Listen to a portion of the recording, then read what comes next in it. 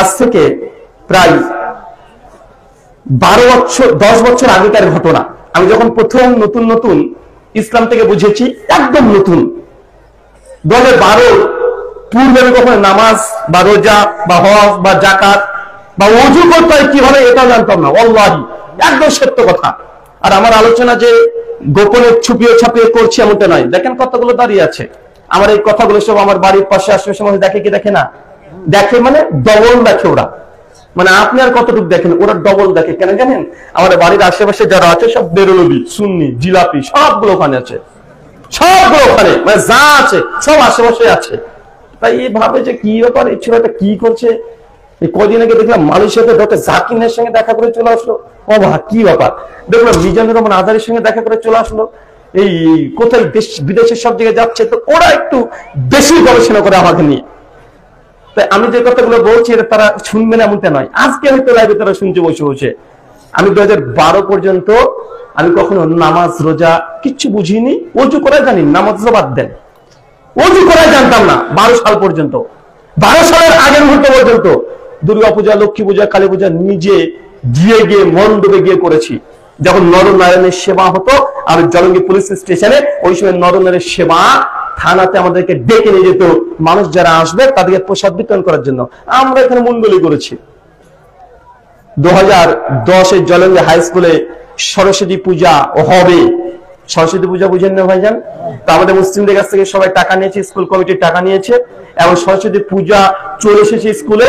এখন অঞ্জলি দেবে, তো অঞ্জলি তখন আমরাও অঞ্জলি দেবো, আমরা মুসলমান, বুঝতে পারলেন? তখন ইসলাম বুঝিনি, 2010 অঞ্জলি দেবো, এই জন্য আমরা উপোস আছি। তো আমাদের ওখানে একজন শিক্ষক ছিল, নাম নিচ্ছি না, কষ্ট পাবে, আমাদের মানে হাই স্কুলের শিক্ষক। উনি তখন বলেছিলেন যে মুসলমানদের অঞ্জলি আগে দেওয়া যাবে না, আগে হিন্দুরা দেবে তারপরে মুসলমানরা দেবে। আর আমরা তখন প্রতিবাদ করে উঠলাম যে আমরা অঞ্জলি, আমরা টাকা দিয়েছি, আমাদের অঞ্জলি দিতে দেবে না, মানে হিন্দু মুসলমান কেন ভেদাভেদ হবে, মানে একদম নিরপেক্ষ সেকুলার ধর্ম নিরপেক্ষ ব্যক্তি দিবে না, মানে আমাদেরকে কোনোভাবেই ঢুকতে দিল না ঠাকুর ঘরে, মানে পুজো মণ্ডপে ঢুকতে দিল না। আমরা তখন বলছি আমাদেরকে দেবে না, মানে আমরা হেড স্যারকে কমপ্লেন করে দিয়েছি, হেড স্যার কিছু বলে না। তারপর যাই যখন হলো না তখন বলছে টাকা ফেরত দে, টাকা ফেরত না দিলে ঝামেলা, টাকাও ফেরত দেবে না। আমরা তখন স্কুলের টেবিল চেয়ার যাচ্ছে সব ভাঙাচোরা শুরু করে দিয়েছি। মানে 2012 আগের ঘটনা থেকে বললাম। আরো অনেক ইতিহাস আছে, আরো অনেক ইতিহাস আছে এই ধরনের, মানে ইসলামের ওযু করা এটা বুঝতাম না। তো 2012 পরে যখন হেদায়েত পাই 13 সালে, তখন দাওয়াতের একটা জজবা আলাদা ছিল। এখন তো 2024 পরে 11 বছর হয়ে গেল। তো দাওয়াতে একটা জজবা আলাদা, দাওয়াত দেব। তো দেখলাম যে আল্লাহ নবী টার্গেট করতেন বড় বড় বোয়াল মাছগুলোকে, মানে বিভিন্ন দেশের যারা প্রধানমন্ত্রী আছে, ধরেন আজকের ভাষাতে বাদশাহ, রাজা, এদেরকে। তো আমি যেখানে বসবাস করি আমার বাড়ি থেকে 2-3 কিলোমিটার মধ্যে নাহলে 20-40-এর উপরে মন্দির আছে। একটা বড় মন্দির টার্গেট করলাম যে দাওয়াত দেবো ঠাকুরকে। এটা ওই সব হঠাৎ করে কি মাথায় চলে আসলো যে ঠাকুরকে দাওয়াত দিব, আর এলাকার সবচেয়ে বড় মন্দির যেটা আছে ওই ঠাকুরকে দাওয়াত দেবো। ঠিক আজকে রাত্রে হঠাৎ করে মনে পড়লো, তার পরের দিন দুপুর বেলাতে বেরিয়ে গেলাম, জোহরের সালাত আদায় করলাম, আদায় করে সাইকেল নিয়ে ছুটলাম। মন্দিরের সামনে গিয়ে দাঁড়িয়ে আছে, তখন এত বড় দাঁড়িয়ে ছিল না, এই 2-2.5 ইঞ্চি দাঁড়িয়ে হবে তখন, এত বড়। আর টাকনার উপরে কাপড় আছে, জামা প্যান্ট পরে আছে, তো দাঁড়িয়ে আছি। ঠাকুর মশাইকে দেখছি, ঠাকুর মশাই দেখছি যে কি আবার ছেলেটা এখানে দাঁড়িয়ে কেন, মুসলমান দেখে বুঝতে পারছে। তো অনেকক্ষণ দেখার পরে 15-20 মিনিট পর ঠাকুর মশাই নিজে চলে এসেছেন, পন্ডিতজি এসেছে। বাবা কিছু বলতে চাচ্ছ? আমি যে ঠাকুর মশাই আসলে আপনার সঙ্গে কিছু কথা বলতে চাই, যেটা আপনি সময় দিতেন তাহলে কিছু কথা বলতাম। উনি তখন মানে আমাকে এড়িয়ে যেতে চাচ্ছেন। উনি তো বলছে বাবা দেখো আজকে এখন ব্যস্ত আছে, সামনে শারদীয় উৎসব আছে, এখন কথা বলা সুযোগ হবে না। আজ তাহলে কবে আসবো? বলছে তো 2-3 দিন পরে এসো। আচ্ছা আচ্ছা 2-3 দিন পরে আসবো। ঠিক 3 দিন পর আবার মন্দিরের সামনে দাঁড়িয়ে আছি, পাঁচিল আছে মন্দিরের, আমি পাঁচিলের এই সাইডে, উনি আছেন মন্দিরের ভেতরে। উনি আবার লক্ষ্য করছেন যে হ্যাঁ আমি চলে এসেছি। উনি অনেকক্ষণ পরে এসে বলছে বাবা কিছু বলবো? বলছি আপনি 3 দিন পরে আসতে বলেছিলেন যে, ওই জন্য আসলাম। বলছি বাবা কি বলতে চাই একটু দ্রুত বলো, কারণ দেখছো মুসলমান মন্দিরের সামনে দাঁড়িয়ে, রাস্তার ধারে মানুষ যাচ্ছে সবাই তাকাচ্ছে, কি ব্যাপার মৌলবীর ঠাকুর এক জায়গায়, মানে এটা তো সচরাচর খুব কম হয়। তো তো যখন এরকম সিন হয়েছে, তো উনি তখন বলছেন যে বাবা তুমি কি বলতে চাও বলো। আর যে ঠাকুর সেটা সময় লাগবে, আমার একটু লম্বা সময় লাগবে। যে বাবা অত সময় তো বের করা সম্ভব নয়। তো আমি আবার চিন্তা করলাম যে এইভাবে ডাল গলবে না, ঘি উঠবে না, আঙ্গুলটাকে বাঁকাতে হবে। আমি তখন বললাম যে দেখুন ঠাকুর মশাই, আমার বাবা প্রথমে হিন্দু ছিল, তারপর তিনি মুসলিম হয়েছেন। তা আমার জানার আগ্রহ, আমার বাবা কেন হিন্দু ধর্ম ত্যাগ করে দিয়ে তিনি ইসলাম গ্রহণ করলেন, এই জানার আগ্রহে সত্য অনুসরণ করতে আপনার কাছে আমি এসেছি, যদি একটু সময় দিতেন। উনি এই কথা শুনেছে, বাবা তাই নাকি? আচ্ছা জি হ্যাঁ। বলছে আসো আসো, ভিতরে আসো, ভিতরে আসো। উনি মন্দিরে গেট খুলে দিয়ে, মানে ব্যারিকেড গেট খুলে দিয়ে আমাকে ভেতরে ঢুকিয়ে নিয়েছে। মন্দিরের উপরে উঠতে বললো। আচ্ছা না, উপরে আর যাচ্ছে না, আর মন্দিরে যে ধাপি আছে ধাপিতে বসি, অনেক লম্বা ধাপি, তারপরে মন্দিরগুলো হয় অনেক লম্বা। তো আমি মোটামুটি ওই ধাপিতে এসে বসলাম। তারপর পরপর ভাবি ওজন না ভাই সিঁড়ি, সিঁড়ি বললেন তো নাকি? তো ওইখানে বসেছি আমরা দুজন, মন্দিরের একদম ইসেই। পরে 3 দিন গেছিলাম তারপরে ওনার কাছে, ওই পণ্ডিতের কাছে, ওকে দাওয়াত দেবো ইসলামের। তো 3 দিনের মধ্যে আজকে যে মন্ত্রটা প্রথমে পাঠ করেছি, ওই মন্ত্র অংশ নিয়ে আলোচনা করছিলাম। আমি পণ্ডিতজিকে বললাম, পণ্ডিতজি আমার পিসিমা এখনো তারা হিন্দু, আমার বাবা জ্যাঠা জেঠি যা আছে সব এখনো হিন্দু। আমি তো মিথ্যা কথা বলছি এমনটা নয়, ভাবেন না যেন যে ওনার সাথে কথা বলার জন্য মিথ্যা কথা বলেছি। আসলে আমরা তো ফার্স্ট জেনারেশন মুসলিম, প্রথম আমরাই। আমার আব্বার 4 ভাই 3 বোন সব এখনো হিন্দু, সবাই। তো আমি তখন বললাম যে ঠাকুর সে পিসিমা যখন মাঝে মাঝে বাড়িতে আসে, তো একটা কথা প্রায় বলে যে আপনাদের নাকি একটা অবতার আসবে শত্রুকে ধ্বংস করতে, কথা কি ঠিক? উনি তখন বলছে বাবা হ্যাঁ হ্যাঁ অবশ্যই ঠিক, কথা ঠিক, একজন অবতার আসবে। আচ্ছা নাম কি তার? উনি বলছেন যে ওই অবতার নাম হচ্ছে কল্কি অবতার। আচ্ছা কল্কি অবতার, আচ্ছা ঠাকুর সাহেব কবে আসবে? আচ্ছা বাবা এখনো অনেক পরে আসবে, কলিযুগের শেষে আসবে। কলিযুগ 4,32,000 বছর, অনেক পরে আসবে। আমি তখন বললাম যে ঠাকুর মশাই কল্কি অবতার যদি চলেই আসে পৃথিবীতে, ধরুন এখন যদি কল্কি অবতার চলে আসে, প্রায় 750 থেকে 800 কোটি মানুষ, প্রায় 800 কোটি মানুষের মধ্যে কল্কি অবতার কিভাবে চিনবেন আপনি যেটা আপনাদের অবতার? বলছে বাবা শাস্ত্রে অনেক কথা লেখা আছে, তাকে আমরা চিনতে পারবো, অবশ্যই চিনতে পারবো।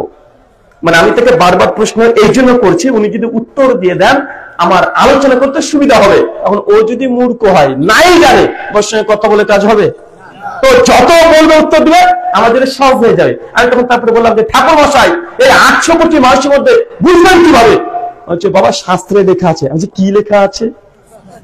উনি তখন বলছেন যে আমাদের অবতার যখন আসবে তার হাতে একটা তরবারি থাকবে, তরবারি, সোর্ড, SWORD, সোর্ড, তরবারি থাকবে, খড়া। আর তিনি আসবেন উট অথবা ঘোড়ার পিঠে চড়ে। আমি তখন বললাম যে ঠাকুর মশাই তাই? আচ্ছা কেন আসবেন? বলতে শত্রুকে ধ্বংস করতে। আমি তখন একটু মাথা নিচু করে বললাম ঠাকুর মশাই মানে কেমন যেন একটা লাগছে। কেমন লাগছে? তো উনি তখন বলছি যে আপনি বললেন যে কল্কি অবতার আসবে দুনিয়ার শত্রুকে ধ্বংস করতে, মেনে নিলাম। কিভাবে ধ্বংস করবেন? হাতে থাকবে তরবারি। তো আজকে কি তরবারির যুগ? বলেন আজ তরবারির যুগ?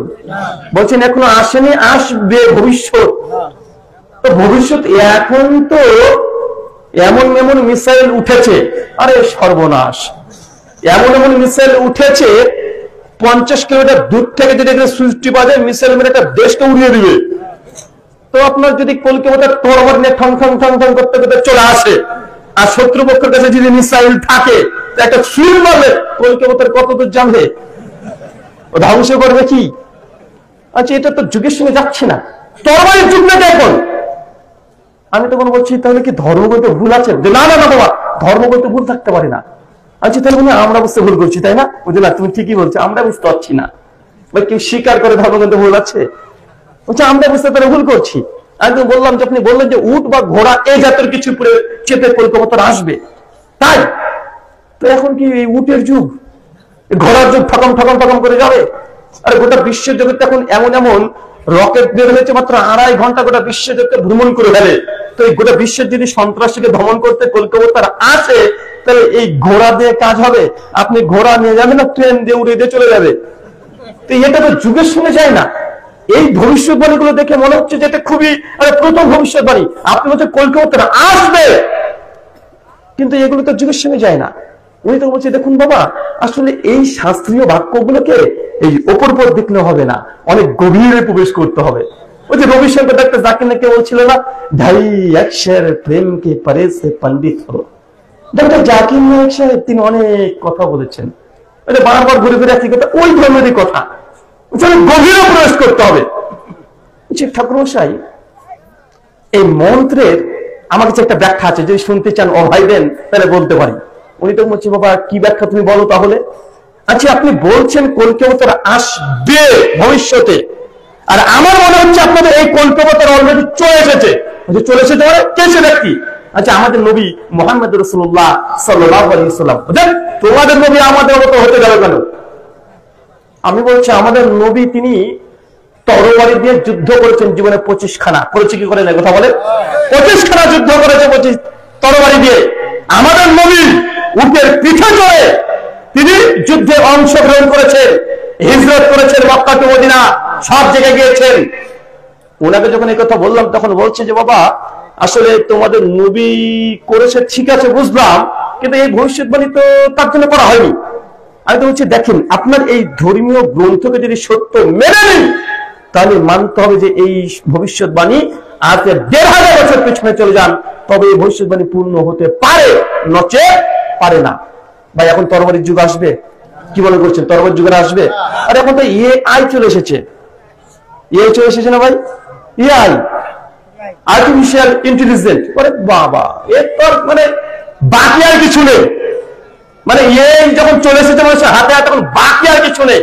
মানে গোটা দুনিয়া মানে হাতের মুঠে সেকেন্ডের মধ্যে চলে আসে। বা চ্যাট জিপিটি আছে না ভাইজান, আগে ভাবতাম যে গুগল, আমি তো বলেছিলাম গুগল হচ্ছে আল্লামা গুগল হাফেজাহুল্লাহ, কিন্তু এখন চ্যাট জিপিটি কে কি টাইটেল দেবো রে ভাই? মানে গুগলের চাইতে ভয়ঙ্কর চ্যাট জিপিটি।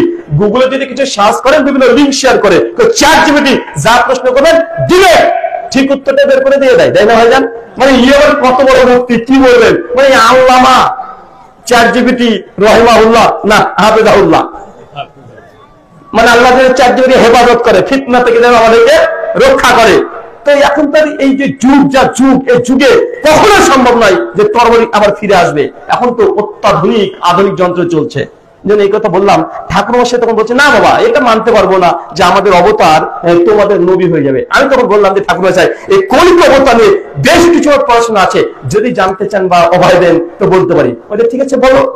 তো আমি দেখলাম যে লোকটা আসলে পণ্ডিত অমুসলিম হলেও সে আমার কথা শুনতে চাচ্ছে। আমি তখন বললাম, শ্রীমদ ভাগবত গীতা অধ্যায় নম্বর 4 শ্লোক নম্বর 7 আর 8 দুটো মন্ত্র আছে। আমি মন্দিরে বসে আছি, মন্দিরে বসে আমি মন্ত্রটা পাঠ করছি। শ্লোক গীতার, গীতা বলছে, ইয়াদা ইয়াদা হি ধর্মস্যে গ্লানির্ভবতি ভারতা অভ্যুত্থানম ধর্মস্যে তদাত্মানম সৃজামিহাম পরিত্রাণায় সাধূনাং বিনাশায় দুষ্কৃতম ধর্ম সংস্থাপনায় সম্ভাবমি যুগে যুগে। কৃষ্ণ বলছেন, যখন ধর্ম মধ্যে অধর্ম নেমে আসবে, মানুষ পাপ অন্যায় অত্যাচারের মধ্যে নিমজ্জিত হয়ে যাবে, ওই সময় স্বয়ং স্রষ্টা একজন অবতার পাঠান। কেন? পরিত্রাণায় সাধূনাং, ভালো মানুষকে রক্ষা করতে, বিনাশায় দুষ্কৃতম, খারাপকে ধ্বংস করতে, ধর্ম সংস্থাপনায় আর ধর্মকে প্রতিষ্ঠা করতে, সম্ভাবমি যুগে যুগে, ঈশ্বর প্রত্যেক যুগে একজন অবতার পাঠায়। তার মানে বোঝা গেল অবতার কেন আসে? ধর্মকে প্রতিষ্ঠা করতে, শিরক বিদআতকে উৎখাত করতে। এটা গীতার মধ্যেও স্পষ্ট লেখা আছে। শুধু আছে সংস্কৃতিতে, যদি আমরা এটা অনুবাদ করি ইসলামের টার্মে, অনুবাদ এটাই হবে যে শিরক বিদআতকে উচ্ছেদ করতে, ধর্মকে প্রতিষ্ঠা করতে আল্লাহ যুগে যুগে নবী রাসূলকে প্রেরণ করেন। আমি যখন এই মন্ত্র পাঠ করেছি আর মন্দিরে বসে আলোচনা করছি, পাশে দেখছি মন্দিরে অনেকগুলো গ্রামের মেয়েগুলো উঠে বসে আছে, অনেকগুলো মেয়ে, মানে সব কাকিমা, মানে বয়স্ক সব এসে বসে আছে। আমরা বসে আলোচনা করছি, ওই মন্দির ওই চারিদিকে গোল হয়ে ঘিরে আছে। আল্লাহি, আল্লাহ কসম করে বলছি, মিথ্যা বলছি না। আমি যখন মন্ত্র পাঠ করছি আর তারা মন দিয়ে শুনছে, তো মহিলাগুলো পাশে এসে গল্প করে বলছে, এই পণ্ডিতজির বাড়ি কোথায়? মানে মন্দিরের যিনি পুরোহিত তাকে দিয়েছে, এই পণ্ডিতজির বাড়ি কোথায়? যখন এই কথা বলেছে, তখন ওই পণ্ডিত মশাই তখন বলছে যে ইনি আসলে পণ্ডিত না, ইনি ঠাকুর নয়, ইনি একজন মুসলমান। উনি তখন অবাক, বলে কিরে মুসলমান মানে? এরকম করে মন্ত্র পাঠ করছে, অনেক আলোচনা। আমি ঠাকুর মশাইকে বললাম যে ঠাকুর মশাই, কল্কি পুরাণ 2য় অধ্যায় মন্ত্র নম্বর 4 যে কল্কি অবতারে আসার কথা বলছে, মন্ত্র তো বলছে চতুর্বিভাতৃভীর এবং কালিশ্বরী কালিকাও। এই কল্কি অবতারে 4 জন বন্ধু থাকবে, ভাতৃহীদ এবং 4 জন ভাই থাকবে, কালিশ্বরী কালিকাও, যারা শত্রুকে ধ্বংস করতে সহযোগিতা করবে। আর যে 4 জন কার কথা বলছে? হযরত আবু বকর, ওমর, ওসমান, আলী, 4 খলিফার কথা বলছে আপনার কল্কি পুরাণে। এটাই লেখা আছে। উনি তখন বলছে বাবা এই 4 খলিফার নাম আমরা জানি, কেন ইতিহাস বই কমপক্ষে হলে পড়েছে। আমি তো বলছি যে কল্কি অবতারের বাবার নাম, মায়ের নাম, তার জন্মস্থান 3টে শাস্ত্রের মধ্যে মজুদ আছে। ভাগবত পুরাণ অধ্যায় 12 শ্লোক 18 থেকে 20 পর বলা হয়েছে সম্বালা বিষ্ণু যশস্য গৃহ পদুর্ভাব মহা শিবমাতান মাতার বিভকন্যা দায়িনী তার নির্দেশাত। কল্কি অবতার জন্মগ্রহণ করবেন শাম্বালা শহরে, বিষ্ণু যশস্য গৃহ, বিষ্ণু যশার গৃহে, সুমতান মাতারি, তার মায়ের নাম সুমতি। কয়টা জিনিস পেয়েছে বলেন তো? বাবার নাম, মায়ের নাম, জন্মস্থান। আমি তখন ঠাকুরজিকে বললাম যেখানে বলছে শাম্বালা শহরে, তো শাম্বালা শহর কোনটা? শাম্বালা মানে কি? শাম্বালা সংস্কৃত শব্দ, বাংলা মানে করলে কি হবে? শান্তিতে পরিপূর্ণ একটা জায়গা বা স্থান। আরবি করে দারুল আমান, সূরা 3 আয়াত নম্বর 4 এবং 5 আল্লাহ বলছেন ওয়াহাজাল বালাদিল আমিন, শান্তি নগরীর কসম, মক্কা হচ্ছে শান্তিতে পরিপূর্ণ জায়গা। সংস্কৃত করেন শাম্বালা। বিষ্ণু যশস্য গৃহ, তার বাবার নাম হয় বিষ্ণু যশা। বিষ্ণু যশা মানে বিষ্ণু মানে ঈশ্বর, যশা ইয়াস থেকে মানে দাস, মানে ঈশ্বরের দাসের ঘরে তার জন্মগ্রহণ হবে। আমাদের নবীর পিতার নাম কি বলেন তো চিৎকার মেরে? আব্দুল্লাহ। আব্দুল্লাহ মানে আল্লাহর গোলাম, আল্লাহর দাস। সংস্কৃত হচ্ছে বিষ্ণু যশা, আরবি করেন আব্দুল্লাহ। আমি যখন এই কথা বলেছি ঠাকুর মশাই দেখছি উনি আর কোনো কথা বলছেন না। আরে ঠাকুর মশাই আপনার কি মনে হচ্ছে এই যে ভবিষ্যৎবাণীর শাস্ত্র বলছে প্রত্যেকটা ভবিষ্যৎবাণী আমাদের নবীর সঙ্গে মিলে যায়? উনি তখন বলছেন যে বাবা তোমার কথা যুক্তি আছে। উনি এখন ঈশ্বর করছেন, অস্বীকার করছেন না। তোমার কথা যুক্তি আছে, এই শাস্ত্রগুলো গভীরভাবে আমাদেরকে দেখতে হবে। তারপরে বলছে বাবার নাম হলো, মায়ের নাম বলছে সুমতান মাতারি বিভো, তার মায়ের নাম হলো সুমতি।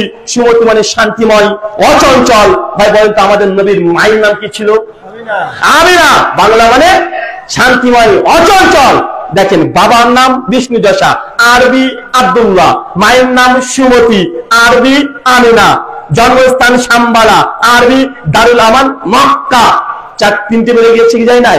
আমি বলেন যে সমস্ত গুলোর দীর্ঘ আলোচনা যখন প্রায় শেষ লগ্নে উনি তখন বলছে বাবা ধরে নিলাম যে তোমাদের নবীর ব্যাপারেই বলছে, তো এত আরবি সংস্কৃত বাংলা না করে তোমার নবীর নামটা যদি ডাইরেক্ট আমাদের শাস্ত্রে থাকতো তাহলে তো আমরা হিন্দু সনাতনীরা সবাই তোমাদের নবীকে অবতার হিসেবে মেনে নিতাম। আমি তখন বললাম যে ঠাকুর মশাই আপনার কাছে কোনো শাস্ত্র আছে মন্দিরে? বলছে যে আছে, ভাগবত পুরাণটা আছে। আচ্ছা যান নিয়ে আসেন। উনি মন্দির থেকে ভাগবত পুরাণটা নিয়ে আসলেন। দেখছি যে ভাগবত পুরাণ এত মোটা, গীতা প্রেসের সম্ভবত ছাপানো ছিল, তো কমপক্ষে আমার মনে হয় 1950-এর পরে ছাপানো, একদম হালকা ওয়েট। বইটার দাম মনে প্রিন্ট আমি ভালো করে লক্ষ্য করে দেখলাম যে 2 টাকা কি 1.5 টাকা এরকম দাম, মানে 50 বছর আগেকার। 2000 যদি 12-13 হয় তাহলে 60 বছর আগেকার। আমি তখন বললাম যে ঠাকুরমশাই এই ভাগবত পুরাণের 2য় অধ্যায় মন্ত্রের সংখ্যা 76, যেটা গীতা প্রেস আছে, পদ্ম পুরাণ থেকে শ্লোকটাকে নেওয়া হয়েছে। ওটা একটু দেখেন তো কি লেখা আছে। 2য় অধ্যায় মন্ত্র 76। উনি তখন সঙ্গে সঙ্গে নিয়ে ভাগবত পুরাণটাকে এইভাবে তিনি খুলছেন, 2য় অধ্যায় মন্ত্র 76, 2য় অধ্যায় মন্ত্র 76 খুলে তিনি ধরে আছেন। আমি তখন একটু পরে বলছি ঠাকুরমশাই পেয়েছেন মন্ত্রটা? উনি কোনো কথা বলেন না। আবার একটুবার বলি যে ঠাকুরমশাই মন্ত্র পেয়েছেন? উনি কিছু বলছেন না। আবার বলে ঠাকুরমশাই যে না পান আমাকে দেন, আমি বের করে দিচ্ছি। উনি তখন বলছেন যে রুহুল ভাই এই মন্ত্রটি এখানে ছিল, আমি এতদিন ধরে দেখতে পেলাম না। ওই যে 2য় অধ্যায় মন্ত্র ছিল 76, পৃষ্ঠা নম্বর 13, লাইন নাম্বার 21 থেকে 26 ডান দিকে আছে। আমার চোখে ভাসছে এখন, একদম ডান দিকে আছে। ভাগবত পুরাণে 18,000 শ্লোক, 12টা স্কন্ধ, 18,000 শ্লোকে মানে 276 শ্লোক, মানে প্রথমে না 13 পৃষ্ঠা, 2000 পৃষ্ঠা 13 পৃষ্ঠাতে কথাটা লেখা আছে। উনি বলছেন যে রুল ভাই এই মন্ত্রটা এখানে ছিল, আমি দেখতে পেলাম না এতদিন। মন্ত্র কি বলছে জানেন? অবাক হয়ে যাবেন। মন্ত্র বলছে অজ্ঞান হে তাপেত মোহাম্মদ মুহাম্মাদ অন্ধকারিণী নাশিনী, পরিষ্কার আল্লাহ নবীর নাম। হেদায়াত বিবেক ও লোগো, মোহাম্মদ নাম এক আদমি ধরতি পার পধারেগা। মোহাম্মদ নামের একজন ব্যক্তি অচিরে দুনিয়াতে আসছে, অন্ধকারিণী নাশিনী, এই ব্যক্তি অন্ধকারকে দূর করতে আসবে। কোন অন্ধকার? রাতের অন্ধকার না, অন্ধকার জাহেলিয়াতকে ধ্বংস করে নূর নিয়ে একজন ব্যক্তি আসছে, হেদায়াতে মানুষকে হেদায়েতের পথ দেখাতে আসছে মুহাম্মদ। তার নাম মুহাম্মদ, স্পষ্ট মজুদ আছে, স্পষ্ট মজুদ আছে। যখন এই মন্ত্রটা যখন বের করে দেখিয়ে দিয়েছে ঠাকুর মশাই, বলছে ঠাকুর মশাই এবার আপনার কি ধারণা? উনি তখন দেখছি যে তার চেহারাটা যেন কেমন একটা হয়ে গেল। তারপর আমি ভাবছি মানে ঠাকুর মশাই এখন মুসলমান হয়ে যাবে, মানে আমারও দাওয়াতের জজবাটা বেড়ে গেছে। আমিও চাচ্ছি যে আরো বলি ওনাকে। আমি তো ভবিষ্যপুরাণ থেকে এটা দেখাচ্ছি, লিঙ্গচ্ছেদ শিকাহী নামাসুস্ত্রী ধারী নিষেধ শাখা উচ্চলাপি সর্বভক্ষী ভবিষ্যতে যেন মামা, এই ব্যক্তি থাকবে লিঙ্গচ্ছেদন করা। বাংলা বলবো নাকি? শিকাহী নামা, তার পেছনে জল টিকে থাকবে না। বৈষ্ণব ঠাকুরা দেয় না জল টিকে পেছনে? উচ্চলাপি, উচ্চ স্বরে আহ্বান করবে আল্লাহু আকবার, আল্লাহ আজান, সর্বভক্ষী সমস্ত কিছু খাবে, শুকরের মাংস খাবে না। পঞ্চগর্ভ সমানিতাহা, সে যখন পবিত্রতা অর্জন করবে পঞ্চগর্ভ দিয়ে, পঞ্চগর্ভ মানে আসলে গরুর 5টি উপাদানকে তারা বোঝায়, মানে একটা পবিত্র জিনিস দিয়ে সে পবিত্রতা অর্জন করবে। ওদের কথা বলছে মুহাম্মদ ইতিখ্যাতা, সে ব্যক্তি মোহাম্মদ দাবি করে বিশ্বে তার পরিচয় লাভ করবে। মরুস্থলানিবাসিনাম, সে ব্যক্তি মরুভূমি থেকে আসবে। এত স্মৃন্তরে আচার সমানিতা, ওই ব্যক্তি আসবে ভারতের বাইরে থেকে, ফরেনার মৃচ্ছা, ভারতের বাইরে যা থাকে তাদেরকে বলছে এত স্মৃন্তরে মৃচ্ছা আচার্য, আচার্য মানে শিক্ষক রূপে তিনি আসবেন। মহাসাসেন শিক্ষক না, কমপক্ষে 100 খানা ভবিষ্যৎবাণী শাস্ত্রে মজুদ আছে, জল জল করছে। আমি যে সবগুলো দেখালাম, উনি মানে আমি বুঝতে পারছি যে উনার হৃদয় পরিষ্কার, সত্য গ্রহণ করে নিয়েছে। আমি সেদিন কিছু না বলে আমি চলে এসেছি, আসরের ওয়াক্ত চলে আসলো, আমি তখন সঙ্গে সঙ্গে বললাম যে আজান পড়ছে চলে যাই। আমি সঙ্গে সঙ্গে চলে আসলাম। ঠিক 3 দিন কি 7 দিন এরকম কিছু হবে, প্রায় 1 সপ্তাহ পরেই সম্ভবত ঠাকুর মশাই দেখছি, আমি তাকে ফোন করেছি, ফোন করে বলছি পণ্ডিতজি কেমন আছেন, ভালো আছেন? উনি তখন বলছে রুহুল আমিন ভাই আপনি আমাদের মন্দিরে আর আসেন না। আমি তখন বলছি যে পণ্ডিতজি কেন, কি সমস্যা, কোনো প্রবলেম হয়েছে, মানে আমার কোনো কথায় আপনি আঘাত পেয়েছেন, বা আপনার প্রতিবেশী কেউ কিছু বলেছে, কেউ খারাপ মনে করেছে? যদি আমার কোনো কথা যদি অনুভূতিতে আঘাত পেয়ে থাকেন আমাকে ক্ষমা করবেন, আমি আপনাকে আঘাত দিতে চাইনি। উনি বলছেন আসলে তা নয়, আসলে তুমি যখন তোমাদের ইসলাম ধর্ম সম্পর্কে আমাকে বলো তখন আমার মনে হয় যে তোমার ধর্মটাই ঠিক, আর আমি যখন ভক্তি করি আমার তখন আমার মানে মন লাগে না, মানে ইখলাস চলে যায়, মানে আমাদের ভাষায় ইখলাস চলে যায়, মানে আমাদের আমাকে নিষ্ঠা থাকে না। আমি তখন বুঝতে পারলাম যে তার হৃদয় অন্তত পক্ষে স্বীকার করে নিয়েছে। আর বলছে তুমি আর মন্দিরে এসো না। আমি বলছি যে ঠাকুর মশাই ঠিক আছে, কোনো সমস্যা নেই, আমার দায়িত্ব তো এটাই ছিল, সত্য পৌঁছে দেওয়া। ফাযাক্কির ইন্নামা আনতা মুযাক্কির লাসতা আলাইহিম বিমুসাইতির, হে নবী আপনার কাজ সত্য দাওয়াত পৌঁছে দেওয়া। 10 20 এবং 21 নম্বর আয়াত। তবে ঠাকুর মশাই বললেন ঠাকুর মশাই আপনাকে আমার সত্য দাওয়াতগুলো পৌঁছে দেওয়ার দায়িত্ব ছিল, আমি পৌঁছে দিয়েছি। জবরদস্তি করে ধর্ম গ্রহণ করাতে হবে এটা ইসলাম আমাদেরকে বাধ্য করেনি। জবরদস্তি করে কেউ যদি কাউকে মুসলমান করে ফেলে এটা ইসলামে হারাম। লা ইকরাহা ফিদ্দীন, দিন ইসলামে কোনো জবরদস্তি নেই। সূরা বাকারা 256 লাকুম দীনুকুম ওয়ালিয়া দীন, তুমি তোমার কর্মফল পেয়ে যাবে, আমি আমার কর্মফল আমি পেয়ে যাব। সূরা কাফিরুন আয়াত 6 এবং 7। অতএব আমার দায়িত্ব শেষ, আপনার যা মন চাই আপনি তাই করতে পারেন। কুলিল হাক্কু মির রাব্বিকুম ফামান শাআ ফালাইউমিন, সত্য রবের পক্ষ থেকে আসে, যার ইচ্ছা গ্রহণ করবে সফল কাম, গ্রহণ করবেন না আপনি পরে পরে ক্ষতিগ্রস্ত হবেন। উনি তখন বলছেন ঠিক আছে বাবা, তাই বলে তিনি ফোনটা রেখে দিলেন। তারপরে মোটামুটি মানে 2-3 বছর তার সঙ্গে আমার রাস্তায় দেখা হতো, মানে একই রাস্তায় যাওয়া আসা, যেতাম ঠাকুর মশাই দেখালো, দূরতে বলতে ঠাকুর মশাই কেমন আছেন, আর উনি বলতেন হরে কৃষ্ণা। এই হরে কৃষ্ণ বলে হাত থেকে উঁচু করে দিল, আমি একবার হাত থেকে উঁচু করে দিলাম, উনি চলে গেলেন, আমি চলে গেলাম, আর পরে আর কোনো কথা হয়নি। ইদানিং আর দেখতে পাই না, সমুদ্রের মন্দিরে উনি তিনি দায়িত্বশীল নেই, অন্য জায়গায় চলে গেছেন। তো আমি এই আলোচনা থেকে তাকে যেটা বোঝার চেষ্টা করেছিলাম, জান্নাত যদি কোনো সনাতনী হিন্দুরা যদি যেতে চায় নবীর আনুগত্য ছাড়া জান্নাত যেতে পারবে না। কেন বলেন তো? আমরা যেমন বিশ্বাস করি 1,24,000, যদিও সনদের দুর্বলতা আছে, মিশকাত 5337 নম্বর হাদিস, শেখ আলমানি হাসান বলেছেন, কিন্তু হাদিস মান আসলে যায়িফ। শেখ শুআইব আরনাউত, ইমাম হাজার আসকানি, ইমাম জাওজি সব হাদিসকে দুর্বল বলেছে। তারপরে যদি ধরে নিই 1,24,000 নবীর ইসলাম আমরা বিশ্বাস করি না ভাইজান? করি। হিন্দুরা বিশ্বাস করে 10 জন অবতার। কয়জন অবতার? 10 জন অবতার। সর্বশেষ অবতারের নাম কি? কল্কি। একে যদি আনুগত্য না করেন আপনি জান্নাত যেতে পারবেন না। এটা হিন্দুদের বিশ্বাস, তাদের থিওলজি। তো আমি যেটা দেখি তাদের মানে শাস্ত্রগুলো পড়ে যে এই ব্যক্তি অন্য কেউ না, এটা মুহাম্মদ রাসূলুল্লাহ সাল্লাল্লাহু আলাইহি ওয়াসাল্লামের কথাই বলেছে। তো হিন্দুরা যদি জান্নাত যেতে চায়, স্বর্গ যেতে চায়, মোক্ষ বৈকুণ্ঠ ধামে যদি যেতে চায়, কার আনুগত্য করতে হবে? কার? কার বলেন? একজন ব্যক্তি, মুহাম্মদ সাল্লাল্লাহু আলাইহি ওয়াসাল্লাম। তার আনুগত্য ছাড়া কোনো অবস্থায় জান্নাত যেতে পারবে না। বাইবেলের কথা কোনো বাদই দিলাম। ইহুদি ধর্ম বলতো, আলহামদুলিল্লাহ আমার একটা ডিবেট আছে, ইউটিউবে চলে যাবেন, বাংলাতে লিখবেন brother Rahul Hossain versus Partha Das Gupta, debate মুসলিম বনাম খ্রিস্টান, মোহাম্মদ সাল্লাল্লাহু ভবিষ্যৎবাণী। একটা 3 ঘন্টা ডিবেট আছেন খ্রিস্টান পণ্ডিতের সঙ্গে। কে কে দেখেছেন হাত তোলেন তো দেখি। দেখেছেন না? মাশাআল্লাহ। দেখবেন ওই খ্রিস্টান ও দাবি করেছিল যে আল্লাহর নবীর ভবিষ্যৎবাণী তাদের বাইবেলে নাকি নাই। আমি বলেছিলাম আছে। এই জন্য বাইবেলের যে মূল ভাষা, কোন ভাষা বলেন তো ভাইজান? কি ভাষা? হিব্রু। আমি হিব্রু সে সময় জানতাম না। তো যখন ডিবেট হবে তখন আল্লাহর নবীর যে ভবিষ্যৎবাণী হিব্রু বাইবেলে আছে, ইংলিশ বাইবেলে খুঁজলে আপনি সেগুলো পাবেন না। কেন? ইংলিশে ট্রান্সলেশন করে ফেলেছে। আমি ওই শেখার জন্য মানে ডিবেটের জন্য আমি হিব্রু ভাষা প্রায় 2.5 থেকে 3 মাস ধরে আমি চর্চা করে অন্তত রিডিং করে শিখেছিলাম যে হিব্রু যেটা আল্লাহর ভবিষ্যৎবাণী আমি হিব্রু বাইরে থেকে বের করে দেখাতে পারি। শেষে 39,000 টাকা খরচ করে লন্ডন থেকে হিব্রু মূল টেক্সট হিব্রু বাইবেল থেকে কিনে এনেছিলাম। একটা বই 39,000।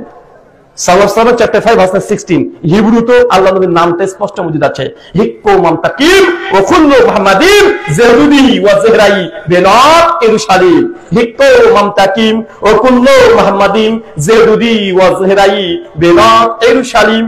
হে বনি ইসরাইল তোমরা শোনো, অচিরে একজন ব্যক্তি আসছে, সে অনেক মিষ্টি ভাষী, তার নাম মুহাম্মাদিন, তার নাম মুহাম্মদ।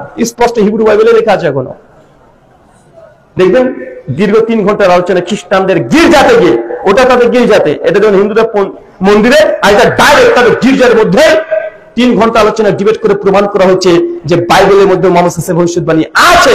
করে খ্রিস্টান যদি জান্নাত যেতে চায়, ইহুদি যদি জান্নাত যেতে চায়, একজন ব্যক্তি তার নাম মুহাম্মদ সাল্লাল্লাহু আলাইহি ওয়াসাল্লাম। মুসলমান আমরা গুরুত্ব বুঝতে পারলাম না। আমরা পীরকে ধরে বসে আছি, মাযহাবের ইমাম হানাফি, শাফি, মালিকি, হাম্বলি তাকে ধরে বসে আছি, একে ধরে ওকে ধরে বসে আছি, মূল ব্যক্তিকে আমরা ছেড়ে দিয়েছি। আল্লাহ সুবহানাহু ওয়া তাআলা তুমি বোঝার তৌফিক দান করে সকলে পড়ি আমিন আমিন। আল্লাহ যে কথা বললাম এটা মুসলিমদের কল্যাণের চাইতে এই বার্তাগুলো, এই কথাগুলো অমুসলিমদেরকে তাদের হৃদয়ে ঈমানের নূর দান তুমি করে সকলে পড়ি আমিন।